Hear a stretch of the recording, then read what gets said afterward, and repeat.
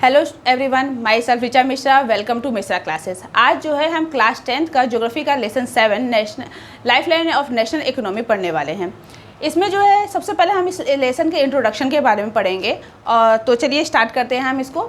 देखिए, जैसे सबसे पहले क्या बताया गया कि life line of national economy क्या कहा गया है। सबसे पहले कहा गया कि the pace of development of a country depends upon the production of goods and service as well as their movement over space.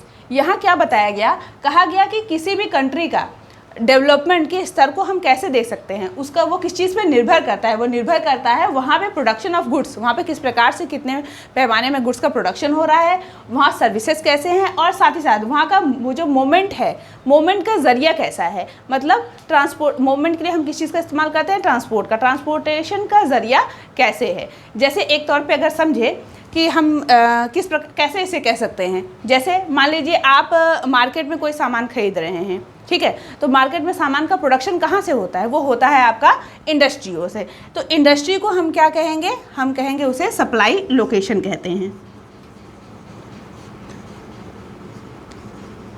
Supply location उसे कहा जाएगा। सप्लाई लोकेशन से आपके कहाँ पे, डिमांड लोकेशन तक, डिमांड लोकेशन तक, डिमांड लोकेशन यानी कि कंज्यूमर, आपके डिमांड कौन कर रहा है, कंज्यूमर, हम आप कर रहे हैं। तो सप्लाई लोकेशन से डिमांड लोकेशन तक सामान को पहुंचाने के लिए जिस माध्यम का इस्तेमाल होता है वो कैसे होता है, वो ट्रेड के द्वारा होता है, ट्रेड से होता है। और ट्रेड जो है, लोग हाथों से तो उठा के सामान लाएंगे नहीं, उसे लाने के लिए उन्हें एक साधन की ज़रूरत होगी। वो साधन क्या है, आपका ट्रांसपोर्ट है। वो क्या है, ट्रांसपोर्ट है।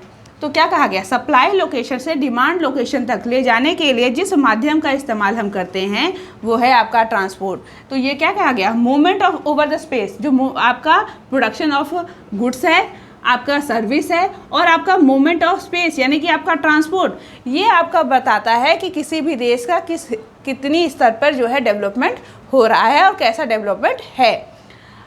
तो इसीलिए जो है ट्रांसपोर्ट को यहाँ मोस्ट इम्पॉर्टेंस भी दी गई है कि आपका जो है ट्रांसपोर्ट जो है वो बहुत ही इम्पॉर्टेंट होता है किसी भी देश के जो है डेवलपमेंट के लिए। और इसीलिए ट्रांसपोर्ट को जो है life line of national economy भी कही गई है। अब इसे और अगर हम पुराने तरीके से समझें कि पहले के टाइम पे क्या हुआ करता था, तो इस प्रकार से जो है हम ट्रेड, ट्रांसपोर्ट और कम्युनिकेशन के बीच में एक लिंक समझते हैं, जिससे आपको समझने में और आसानी होगी। पहले क्या होता था, ट्रेड होता था, पहले के टाइम पे भी ट्रेड होता था, ऐसा तो था नहीं ट्रेड था नहीं, प्लस ट्रांसपोर्ट भी था, हमारे पास ट्रांसपोर्ट के भी साधन थे। लेकिन क्या था, इन दोनों के ही जो दायरे थे वो लिमिटेड थे। मतलब बहुत ही लिमिटेड एरियाज़ इन्हें दिए गए थे, जिसके थ्रू जो है ये अपने एरिया में ही केवल व्यापार कर सकते थे। क्यों कर सकते थे, जैसे ट्रेड में क्या होता था, पहले जब हमारे पास ज़्यादा साधन मौजूद नहीं थे तो हमारे देश में क्या होता था कि या किसी भी देश में क्या होता था कि लोग जो है अपना प्रोडक्शन करते थे और फिर अपने आसपास के मार्केट तक या अपने राज्य या अपनी सीमाओं तक ही केवल जो है संसाधन को बेचने का काम, व्यापार करते थे। ऐसा इसका कारण भी क्या था, क्योंकि भाई ट्रांसपोर्टेशन का हमारे पास साधन नहीं था, हमारे पास बस बैलगाड़ियाँ थी। भाई बैलगाड़ियों से कितनी दूर तक लोग सफ़र करेंगे, ज़्यादा से ज़्यादा 1 गाँव 2 गाँव या कुछ सीमा पार तक, दूसरे सीमा तक, दूसरे राज्यों तक, इससे ज़्यादा नहीं हो पाता था। इसलिए हमारी ये ट्रेड भी सीमित था और ट्रांसपोर्ट भी हमारे पास सीमित था। लेकिन जब टेक्नोलॉजी बढ़ी, जब डेवलपमेंट हुआ टेक्नोलॉजी में, जब क्या हुआ, डेवलपमेंट हुआ टेक्नोलॉजी में और साइंस में, जब डेवलपमेंट हुआ टेक्नोलॉजी और साइंस में, तो क्या हो गया कि हमारे पास जो है संसाधन के माध्यम बहुत ही बढ़ गए। साथ ही साथ हमें कम्युनिकेशन भी हुआ। मतलब टेक्नोलॉजी और साइंस जब आई, मतलब टेक्नोलॉजी, उससे बाद जो है ट्रांसपोर्टेशन के माध्यम बने, लोगों ने नई नई तकनीकें सीखी, नई नई तकनीकों के साथ ट्रांसपोर्ट जो है वो बढ़ा, उसके माध्यम बढ़े, साथ ही साथ कम्युनिकेशन बढ़ा। अब कम्युनिकेशन से क्या हुआ, हमें फ़ायदा क्या होने लगा, कम्युनिकेशन का सबसे बड़ा फ़ायदा हम एग्जांपल के तौर पे अगर समझें तो पहले के अगर टाइम पे क्या था कि जब हमें मान लीजिए ट्रेन पकड़नी थी, कहीं जाना है, तो जब हमारे पास उतनी सुविधाएं नहीं थी तो हम क्या करते थे, जैसे शाम की 6 बजे की ट्रेन है तो हम जो है 5 बजे ही जाके 1 घंटा पहले स्टेशन पर बैठ जाते थे। अब पता चला ट्रेन 4 घंटे लेट है, 4 घंटे ट्रेन अगर लेट हो गई तो आपको 5 घंटे वैसे ही वेट करना पड़ेगा, क्योंकि आपके पास उसमें साधन नहीं था, आपको पता नहीं था कि ट्रेन कहाँ पहुँची है। लेकिन जैसे जैसे तकनीकी चीज़ें बढ़ी, कम्युनिकेशन और भी डेवलप हुआ, हमें आज हमारे पास इंटरनेट की सुविधा है और आज हर कोई जानता है कि भाई अगर हमें 6 बजे की ट्रेन पकड़नी है तो हम लाइव लोकेशन देख रहे हैं, ट्रेन कहाँ कितने किलोमीटर किस स्टेशन से गुजर रही है, उसके अकॉर्डिंग हम अपने डिस्टेंस के अकॉर्डिंग जो है टाइम पे अपना ट्रेन पकड़ लेते हैं। लेट पहुँची है तो लेट जाएंगे, जल्दी है तो टाइमिंग के अनुसार जाएंगे। तो ये हमारे टाइम का बचत हो रहा है और उसके साथ इस कम्युनिकेशन का फ़ायदा भी हम ले रहे हैं। तो ऐसे ही जब टेक्नोलॉजी बढ़ी, कम्युनिकेशन बढ़ा, तो हमने जो है इस चीज़ का फ़ायदा लेना शुरू किया। और इसका फ़ायदा सबसे ज़्यादा क्या हुआ, इससे फ़ायदा ये हुआ कि हमारा जो व्यापार था वो बढ़ने लगा।